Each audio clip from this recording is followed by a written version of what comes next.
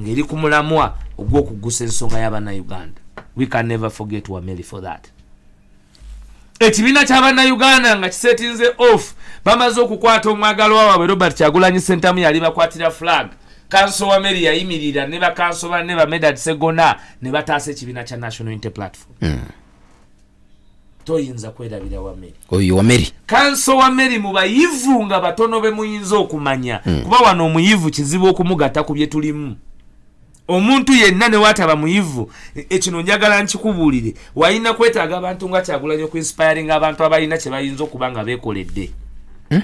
Wayina kuba na muntu nga Kyagulanyi ku inspiring abantu bayinza okuba nga beekoledde. Abantu abasinga nga tutandise okwambala akakofiira kano buli omu yatasobola kambala. Ne leero waliwo abakulembeze nga tebasobola kwambala akakofiira ako nga kabaswaza. Nga kabaswaza. Nga bakibiina ki? Je bali kano ka people power. Nenga tebasobola kukambala. Ng'omulaba nga akambadde webaza. Tinaye akambadde leero.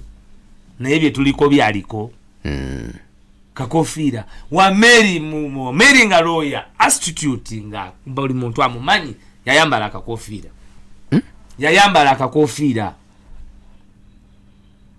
Abadde mubulizi muli oyo wa myoyo mu Ebeneza Church. Sibana abemulisa nga babujingo. Sabe mulisa nga babujingo ne babeera nga bali mu bikolobero eby'amaanyi. Manyi bujingo alinga abasawo b'ebisawo ali abalwadde be. Tumanyite omusawo Dr. w'ebisalo nga abedi bwanika akirizibwa gamba nti eyente mugiri eyinza ofenca. Dokita w'ebisolo agati eyo embuzi teewone mugigyeko omutwe mugirye. Ne bujingo makulu yagenda mubulira bizibu bya waka. Kato yayawukana n'omusawo ali abalwadde be. Kanzije katono.